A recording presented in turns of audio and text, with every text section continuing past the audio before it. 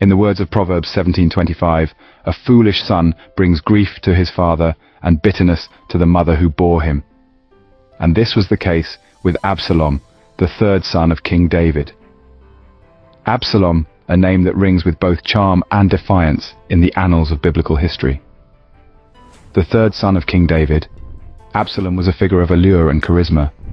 Yet beneath the surface, he harbored a simmering resentment for his father, the king. This resentment would eventually erupt into a full-blown rebellion, tearing at the very fabric of King David's kingdom. Before the rebellion, however, came a shocking act of fratricide.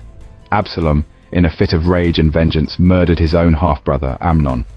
The reason? Amnon had violated their sister Tamar, and for this heinous act, Absalom saw fit to deliver his own form of justice. Fleeing from his father's wrath, Absalom found refuge in Geshur, where he lived in self-imposed exile for 3 long years. But the heart of a prince yearns for his homeland, and so Absalom returned to Jerusalem, the city of his birth. Yet his return was not one of remorse or reconciliation. Instead, Absalom used his charm and cunning to manipulate the hearts of the Israelites. He promised justice and fairness, presenting himself as a more worthy and righteous leader than his father. His words were like honey to the ears of the people, and they began to see him not just as a prince, but as their king. Absalom's audacious ambition didn't stop there. He set up his tent on the roof of his father's palace, a symbolic act of defiance and a clear declaration of his intentions. It was here, under the open sky of Jerusalem, that Absalom was proclaimed king by the very people his father once ruled. And so Absalom's rebellion against his own father, King David, began. The battle lines were drawn in the wood of Ephraim, a battle not only of swords and spears, but of a father's love and a son's resentment. As the sun rose over the verdant forest, the air was filled with a tense anticipation. The wood of Ephraim, once a place of tranquility and peace, was now a battleground. A stage set for a tragic collision between a father, King David, and his son Absalom. Two forces, not just of men, but of emotions too, were about to clash in a battle that would echo through the annals of history. On one side, Absalom, driven by resentment and hunger for power, led his forces with a fiery determination. His heart was set on the throne, his eyes blind to the love of the father he sought to usurp. On the other side stood King David's men, loyal and steadfast. Yet their king's command was not to vanquish, but to protect. "Deal gently for my sake with the young man Absalom," King David had said. His words, a testament to a father's enduring love, echoed in their hearts as they stepped into the battlefield. This was no ordinary battle. It was a clash of wills, a test of loyalty, and above all, a tragic dance between love and resentment. Every swing of the sword, every clash of the shield reverberated with the raw emotions of a familial feud. It was a testament to King David's enduring love for his son, a love that persisted despite Absalom's rebellion. Yet, as the day wore on, it became clear that this was a battle Absalom could not win. His forces dwindled, his resolve wavered, his dreams of a throne slipping through his fingers. King David's men fought with a strength and determination fueled by their loyalty to their king and a deep respect for his paternal love. The battle raged on, but not in Absalom's favor, as destiny had its own plot. The wood of Ephraim bore silent witness to the unfolding drama, a tragic tale of a father's love, a son's rebellion, and a battle that would change the course of history.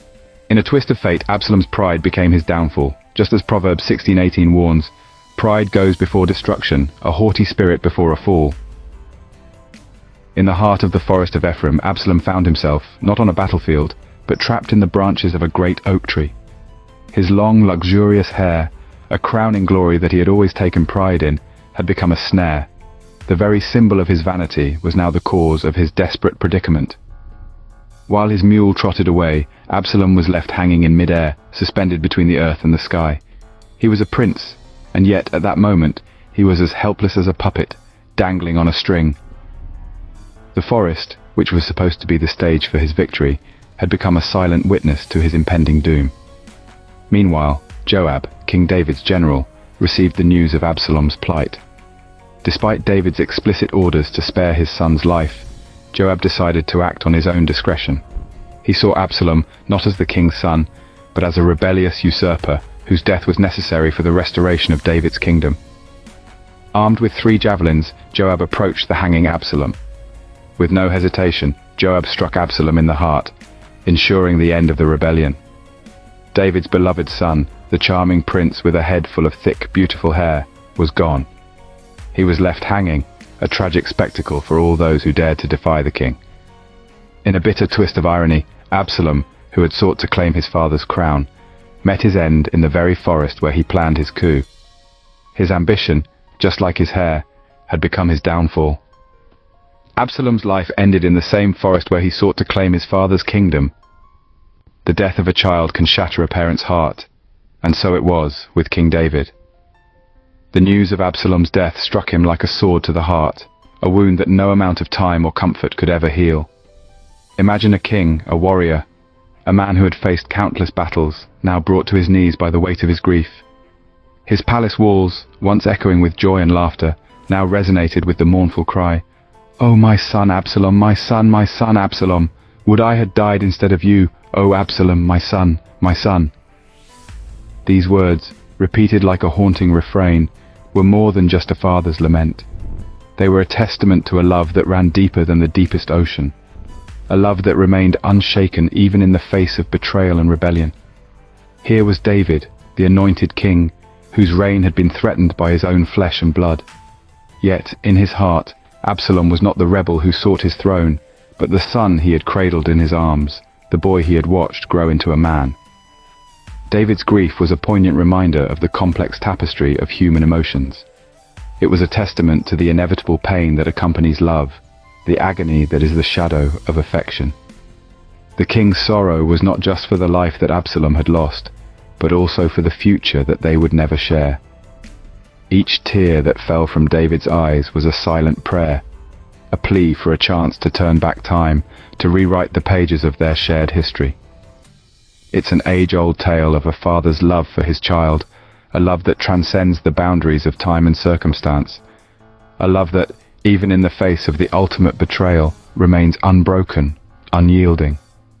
A love that carries the power to both heal and hurt, to create and destroy. In his grief, it was clear that King David loved Absalom, not as the rebel he became, but as the son he had lost. The death of Absalom marked a turning point in King David's reign. In the wake of this tragedy, a heavy-hearted David returned to Jerusalem and to his throne, a king once again, yet forever changed by the loss of his son.